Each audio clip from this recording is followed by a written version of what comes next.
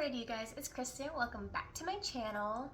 And today we are going to be doing my reading wrap-up for November. And you might notice that you're a little bit farther away than you normally are, and that's because I wanted to attempt to get some of my Christmas decor in here since it is the Christmas season. I don't think it's my best attempt, but it's what we're rocking with. So today we're going to be going over 8 books, and some are new series, some are finishing old series, and there's a couple that aren't series at all, which was nice. So I think I'm going to start with The Hating Game by Sally Thorne, and I ended up giving this book a 4. So in this book you have Lucy and Joshua, and they work at the same publishing firm, and they notoriously hate each other. What happened was there were 2 firms that were split, and they were kind of rivals, and they were doing really bad at the time because of the economy, and so they decided to merge. And in that merge, they're both the assistants to their CEOs of the company. And so one company is kind of known for being very stiff and uptight, which is who Joshua works for, and then the other company was much more fun and they're just fun and upbeat and whimsical kind of. And so it's just known throughout the office that Lucy and Joshua hate each other, they're never gonna like each other, and that's just kind of the way it is. And they play little mind games with each other, trying to annoy the other person until they eventually win by just ticking them off so much that they decide to stop talking or stop playing the game, etc. And so what happens eventually is the company puts up an executive position, and they both are going to apply for it. Eventually what ends up happening is they end up kissing in the elevator one day, very steamy kiss, and Lucy just can't forget about it, and she just keeps coming back to it and coming back to it. And just to annoy him, Lucy says that she's gonna go on a date with someone, and he's like, oh, well, who is it? Where are you going? And she's like, you don't need to know, but we're gonna be at this bar at this time. And then she immediately goes and asks a coworker who's leaving the company, hey, will you go out on a date with me to this place? Because she didn't have a date, she just wanted to say it to tick him off. And so he ends up taking her to her date because her car doesn't work. He kind of follows her into the bathroom midway through the date to let her intimidate her almost, I guess. And while doing that, she lets him know because she's pretty drunk, and so she lets him know how much that he's hurt her over the course of them knowing each other. And he almost didn't realize how hurtful his actions were, and he apologizes for it, and she kind of sweeps it under the rug, and they both propose a plan for getting both sides of the company to come together as kind of part of their executive interview. And Lucy wants to promote a team building activity, and Josh makes it paintball. And so while they're at paintball, they get stuck on the same team together, and Josh kind of does it purposely, that they're always stuck on the same team together. And on the very first round they have, it's 4 of them, and they go out, and the other 2 people besides Lucy and Josh get taken out really quick.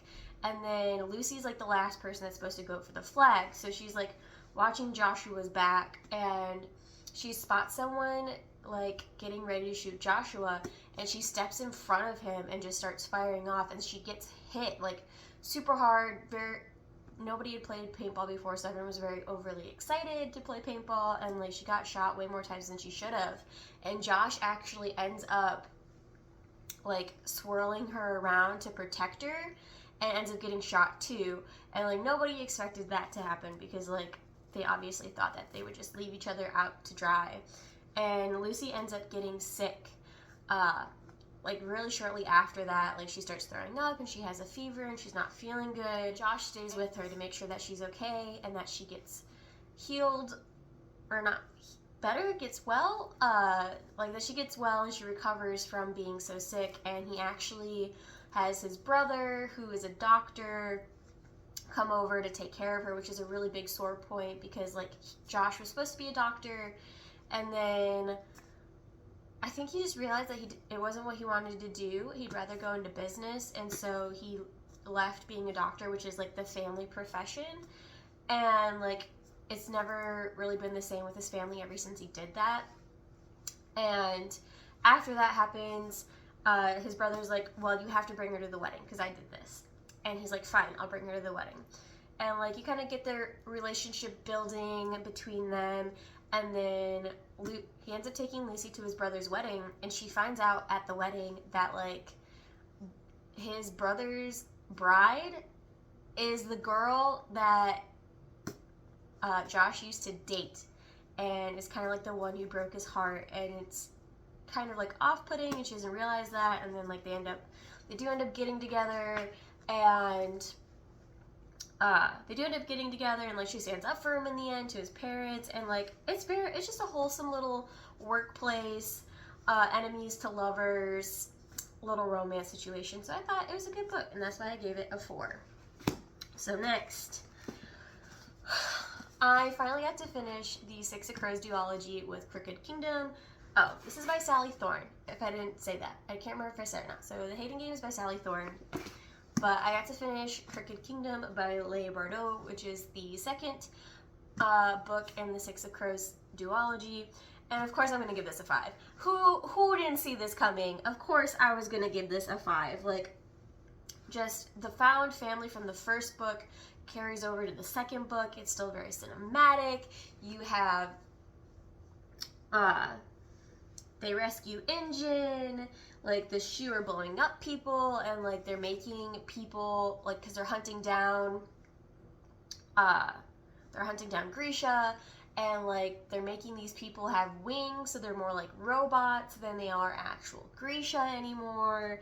And like you find out that Wayland's mom is still alive, and she was just committed to an asylum because his father wanted to get rid of her because he was getting rid of Wayland, and that was just the best way to do it. And like Wayland and Jesper finally kiss, and like Ingen and Kaz finally kind of sort of get together a little bit, and like Kaz is working on like getting over his touch issue, and like you get to meet Jesper's father, and they come into town and they use him as like almost like the fuel for like taking down like the empire that Pekka Rollins has built. And they end up partnering with the Ravkins to help the person they stole out of the Winter Fortress in the last book, to kind of like bargain for him, and there's a big ploy to like sell him. And then like you find out that like everything was faked because Wayland like betrayed them and like was tortured into like giving up his information. And then like they had this whole elaborate plan, and then it turns out it's all fake.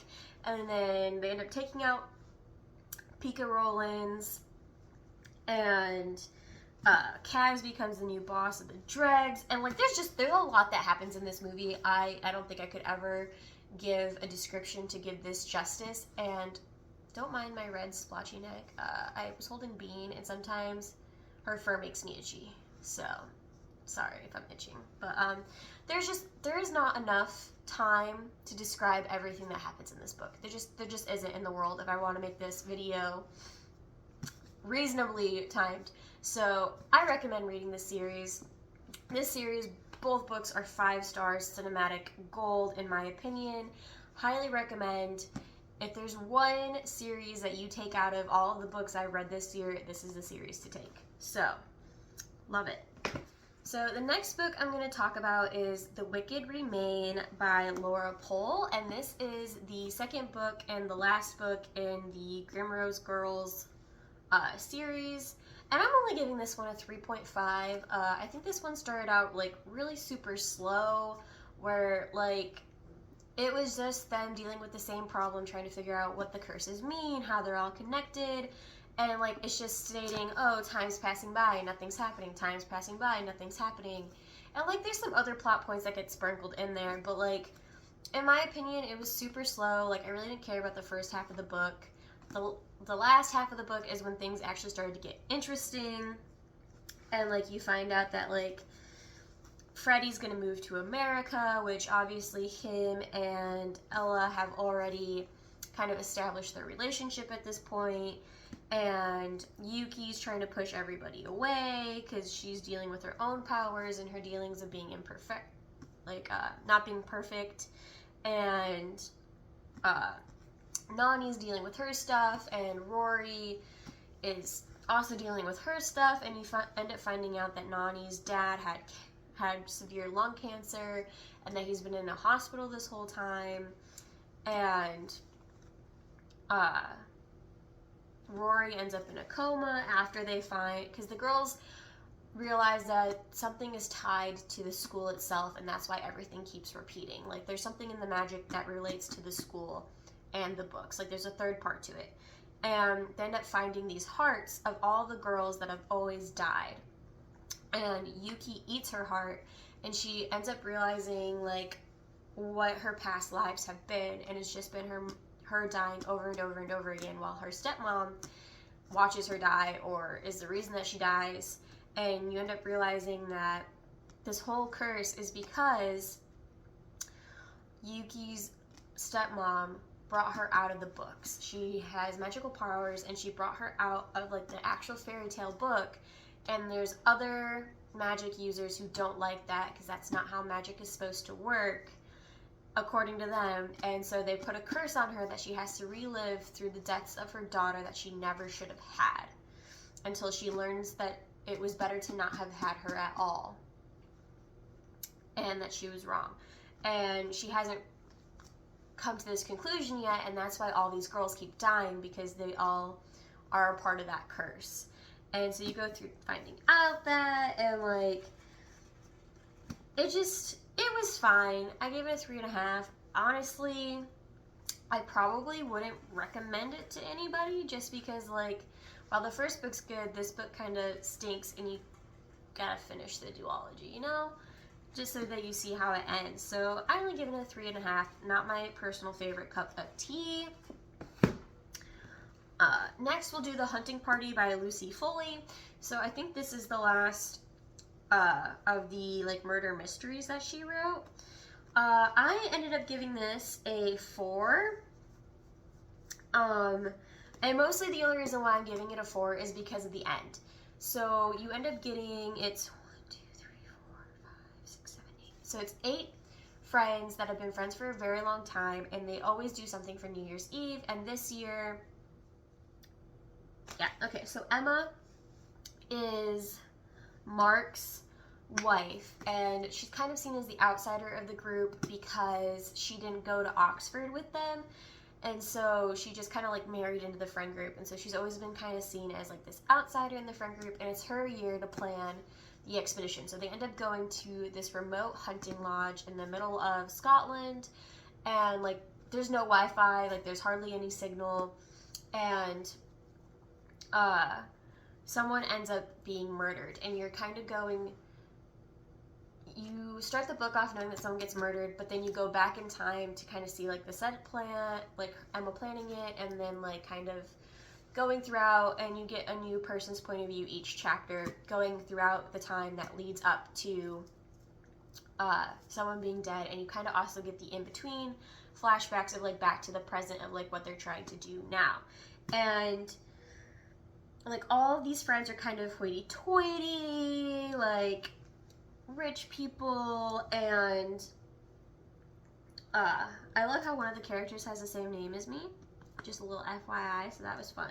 There's this tension between Miranda and her husband Julian, and that he has some big secret that like nobody else can find out, and you end up finding out that it's just something like insider trading, which I mean I guess is kind of like something you don't want people to know about. But like I thought that when I first read it, I thought it was going to be cheating.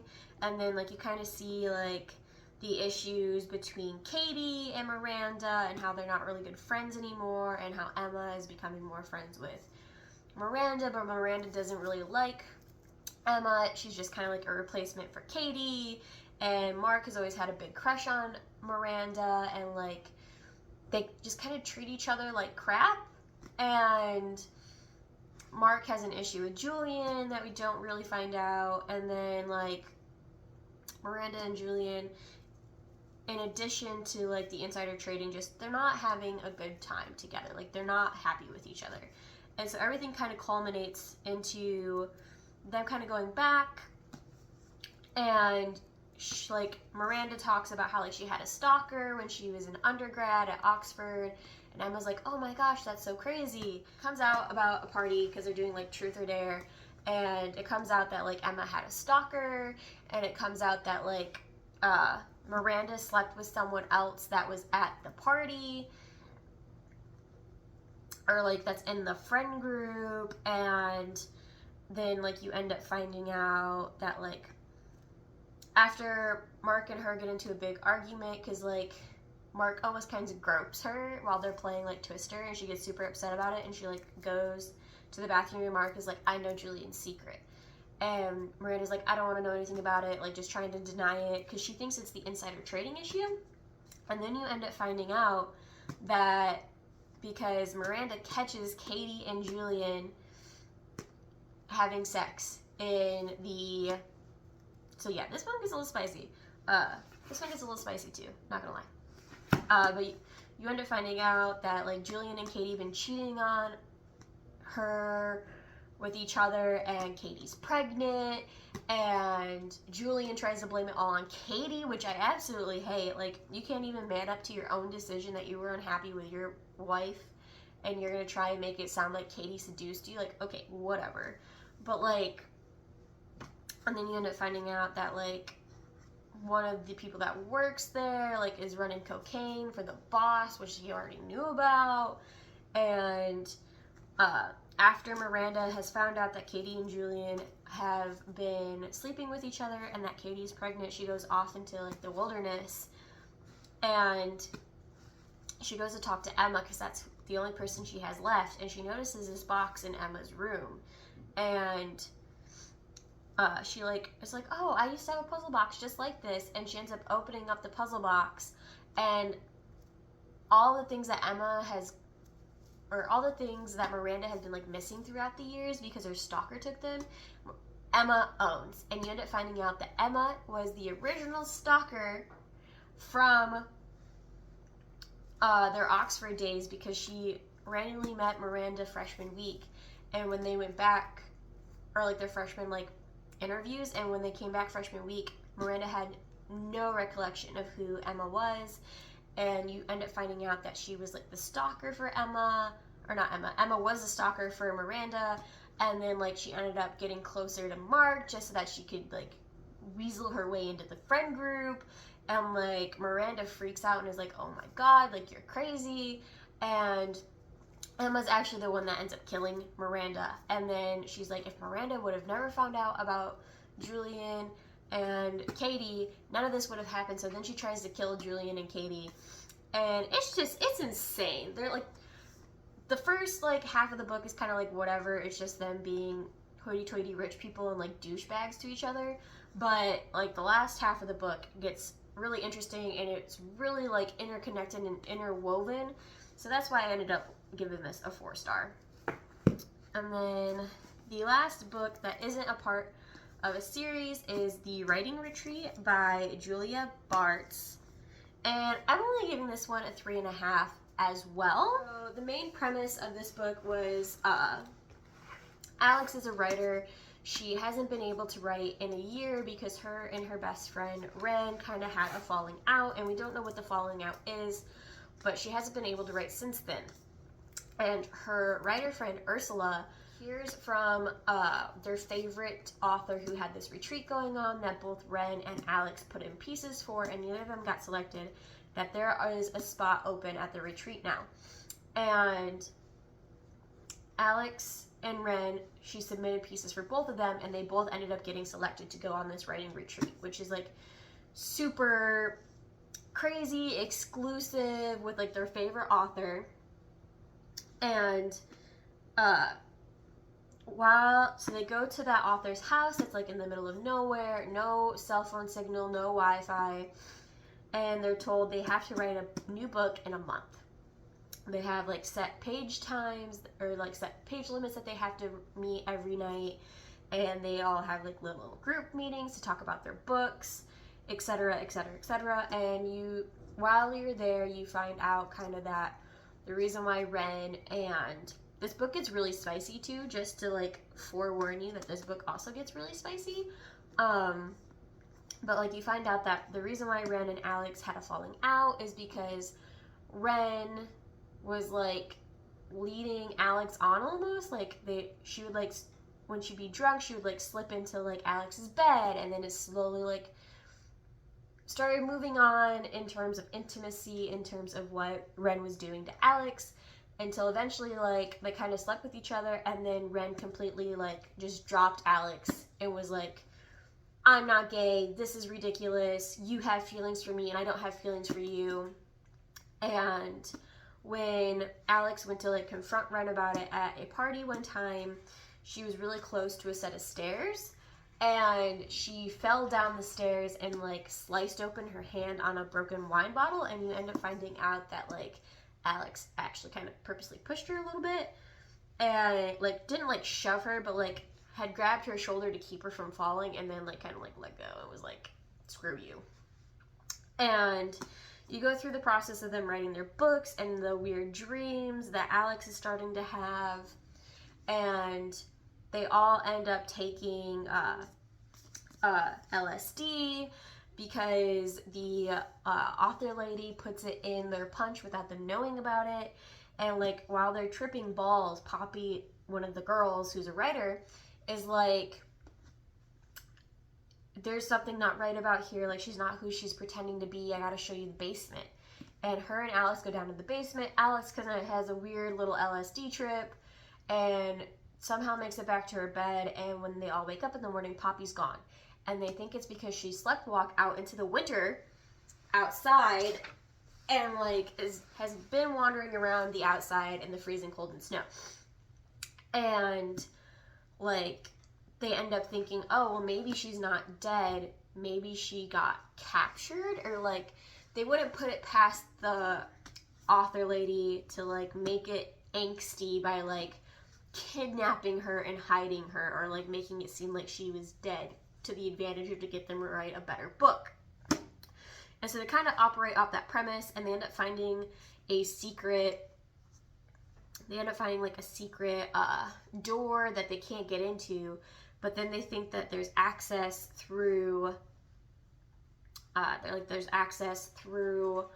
the bedroom of the author lady, and Alex ends up going through, which Taylor leads her through to the secret passageway, and Alex goes through, and she ends up finding Poppy and realizing that there's been cameras placed throughout the house, so the author lady has always known what they were up to or what they were doing and could hear their conversations. And like she ends up getting knocked out and captured and thrown in jail, and slowly that happens to Zoe, who's another lady who's a writer, and it ends up happening to Ren, and you find out that Taylor is actually the author lady's girlfriend, and you find out that like all this is part of an elaborate scheme because the author lady hasn't actually been writing her own book. She's been stealing books ever since the beginning with her best friend. She killed her best friend and like took her book, and then like she wrote her own book and it sucked. So then she just started stealing books from other people, and some people like offered to give them her books so that they would actually get published with notoriety, and she would take care of like people's families or give them money in exchange for that. And like it's all just an elaborate ruse, and she treats them like god-awful crap, and like they end up being able to like escape, but then somebody gets shot and they think that she's dead, but then she's not really dead, and she comes back to help kill them all. And it's crazy. Like the book in the end is insane. It wasn't my, like, just overall, like, the premise, there was just so much going on, and it was so, like, trippy that it was not my cup of tea, to say the least. Like, just not my cup of tea. Read the back of the book and see if you are interested in reading it. There's lots of twists and turns. I think that it's a really weird book, in my opinion. So, now the last 3 books we are going to talk about today are in the Red Queen series. The first book is Red Queen by Victoria Aveyard. And what happens in this book is Mare is a red, and in society, red-blooded people are kind of looked at as scum. They are usually slaves, and you either work or you go to war. Like, those are your 2 options once you're 18. Like, you either get an apprenticeship and you work, or you go to war, because their country has been at war for 100 years with the Lakelanders to the south, north. I'm not entirely sure, because, like, the king is kind of called, like, the Flame of the North, but I think, like, they're even above that, so I'm not entirely sure, but they have a war with the Lakelanders, and so either you work or you go off and you basically die. And the higher power people are silvers, because they have silver blood, and they all have powers like telekinesis, bending light, molding iron, controlling flames, air, water, etc. And they kind of always show her as, like, and, like, they fight in the Colosseums to kind of, like, show off their power, to kind of, like, keep the Reds oppressed and think that, like, they are scum of the earth and there's nothing they can do to beat the Silvers. And so what ends up happening is Mare's best friend, Killorn, he's apprenticed to a fisherman, and his boss ends up dying. And because he hasn't finished his apprenticeship, he has to go to the war. And she decides that there's no way that can happen, and she is kind of, like, down on her luck when it does happen, and she ends up meeting, like, this random stranger who she tries to steal from because she's a very good thief, and he, like, catches her and is like, wow, you're a thief. And then, like, she tells him about, like, all the horrible things that's happening, and he ends up getting her a job at the palace as a red servant. And when she comes to join the palace, they're having Queen's trial. So the Queen's trial is that the king is of age to marry, essentially, and so all of the noble people bring their daughters to court, and they get stuck in this cage of lightning, and they put on a show of what their powers to determine who's the strongest person to become queen, essentially. And Mare, she ends up falling into the lightning cage, and she ends up surviving, and she ends up giving off lightning of her own. And so you find out that she has powers, which is not a thing that's supposed to happen. And so since it's not a thing that's supposed to happen, the queen and the king at the time, in order to hide the fact that this is a thing that shouldn't be happening, they claim that she's a long-lost royal's daughter, and they, like, paint her up to be a silver, and you end up finding out that the person who got her the job is the prince, who is getting married eventually and is going to take over the crown. And she ends up going home and finding out that her brother Shade died on the war front, which is her favorite brother. And so she goes to the Whistler, who is known for, like, being able to, like, do dubious deals, kind of get you anything you want. And she does it to save Killorn so that he doesn't face the same fate as her brother. And he ends up introducing her to someone from the Scarlet Guard, who are a band of rebels trying to fight the oppression of the Reds. And so in doing so, she signs up for them, goes back to the palace pretending to be a queen, and she ends up getting betrothed to Maven, since she's now the daughter of a silver who has disappeared, in order to keep up the pretense of, like, nobody finding out that she's actually a red. And her and Maven also joins the cause, and you end up finding out in the end that Maven is actually the bad guy, even though he puts on a very good show, and he ends up killing his father and taking over the crown, and then blaming it on Cal and Mare. So I ended up giving this book a 4. I don't know if I already said that, but like, I really thoroughly enjoyed this book. I did not see it taking the turn that it did take at the end, so highly recommend. And then the second book in this series is Glass Sword. And so in this, her and Cal are on the run along with the Scarlet Guard because their plan to invade and like usurp the king didn't work out because Maven obviously knew what was going on and circumvented it. This is like her leaving the capital, and they end up going to the island of Tuck. And like her and Cal, in the first book, her and Cal kind of have a forbidden romance situation almost, and so like you can feel the tug and the play with that happening in here. And then Clorne obviously is in love with Mare. When they first get to Tuck, Cal gets thrown in jail, and then like Mare and Clorne like come up with this plan to get Cal out of jail, and like Clorne betrays her when they're trying to get Cal out of jail, and like it ends up being a ruse that he was just pretending to do that. And then they like end up escaping to go to Harbor Bay to get to Harbor Bay. And on their way to Harbor Bay, they're taking tunnels. They end up finding out that the people of the Scarlet Guard who are taking them there actually are going to try and sell them to other people. And so like they end up collapsing a bunch of the tunnels that they're using as a network to get through the system. And they end up finding out because at the end of the first book, there is a journal that has all of the names of everybody who's like Mare, who's a new blood, so who's a red and has powers. And they're planning on trying to collect all of them and start to be able to train them to use them against Maven. And so the first people they can go to are in Harbor Bay.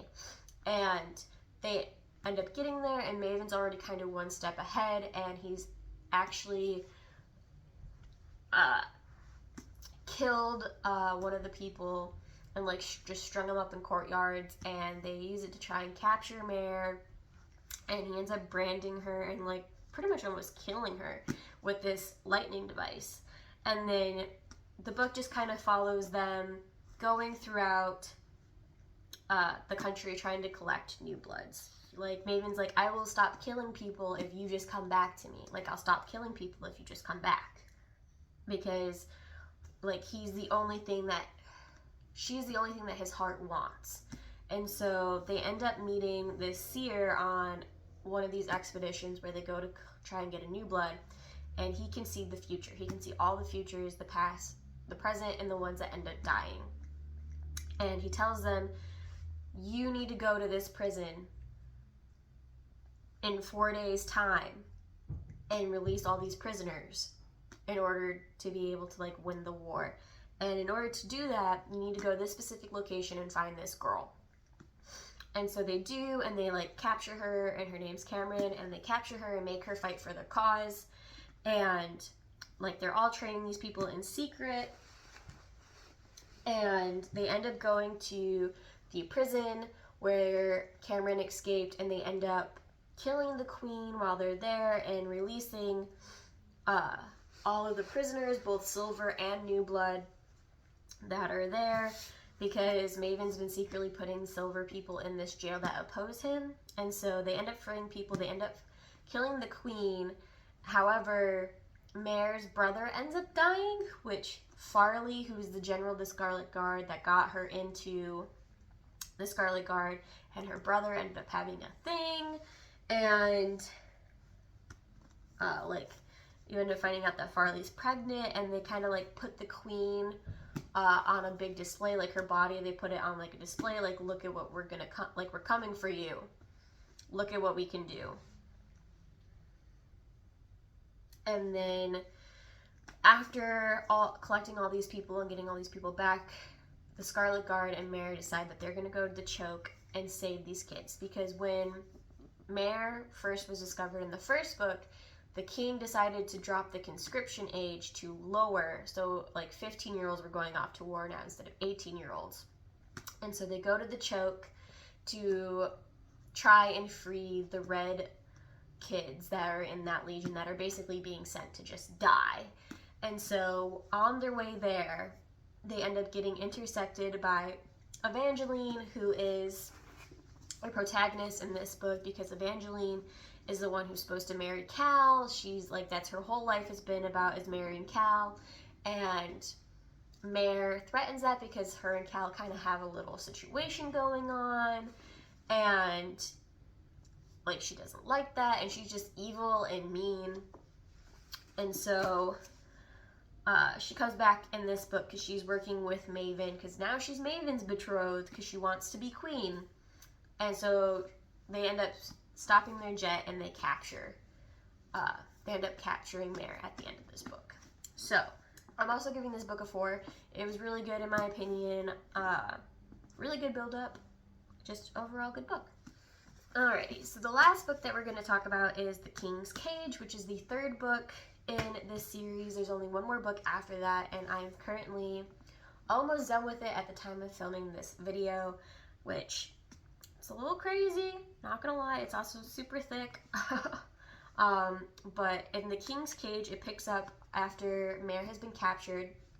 Oh, and I'm giving this book a 4.5 solely because I got to the end of this book and I was angry that I had to go to bed and not start the next book. Like, I had finished it while I was in bed before I was supposed to go to like sleep, and I was so angry that I couldn't just stay up and start the next book.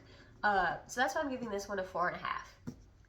But they end up capturing Mare, and they have Arvins, who are people who can silence people's powers. So their power is to cancel out other people's powers. And by doing that, like, these people who've had powers all their lives or just now have powers lose that power, and it's like losing a part of your soul, essentially. And they end up putting Mare on display for everyone to see, to be like, oh, she knows that the Scarlet Guard are traitors and they're terrible people, and that's why she came back to Maven, and if there's any new bloods that are out there, they should come join Maven's side because the Scarlet Guard is going to kill them. And like, it's just basically a puppet for Maven, and they end up putting her in Silent Stone shackles.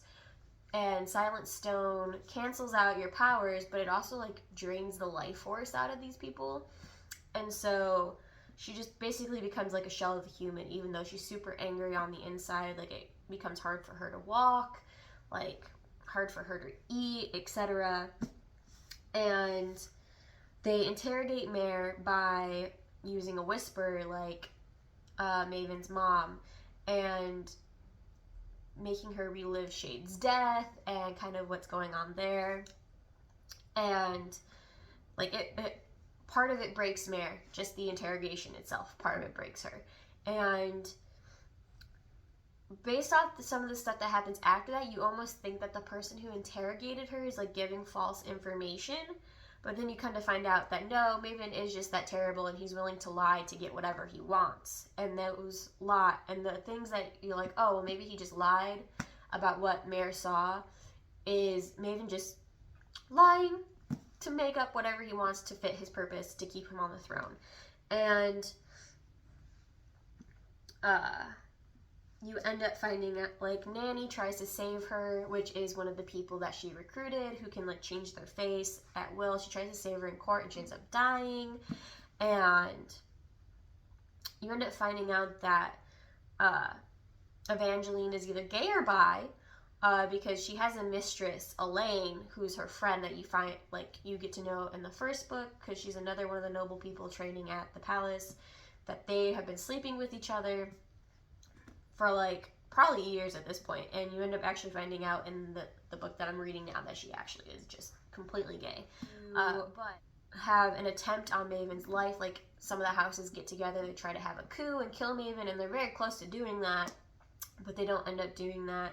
And then after that happens, they kind of take Mare on parade and they visit a bunch of different cities so that Maven can like show off and be like, oh, I am going to fix everything, blah blah blah blah. And on their way past there, the Reds are storming Corvium to take it, which is like a really big city that's very important to Norda, the country that this book takes place in. And they get really close to that, and like you can almost just feel that, like, oh, they're gonna rescue her, you know. And what ends up happening is Maven and them end up going up to the lake, to the choke, to meet with the Lakelanders, and they decide that in order to end the war, which would look really good for Maven, the Lakelander princess is going to marry Maven. And so Evangeline gets really angry because, like, her spot is taken, but also she really didn't want to be with Maven anyways because he's an absolute monster, and she realized that. Like, they all go back to the capital, prepare for the wedding, and during the wedding, the Scarlet Guard comes and saves Mare.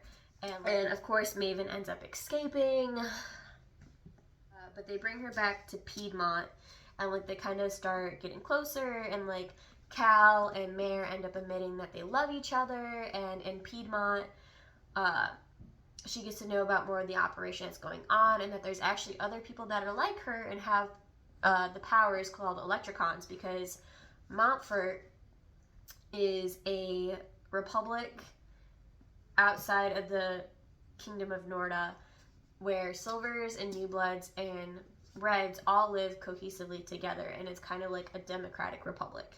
And they are helping back the Scarlet Guard in order to help free the oppressed people in Norta.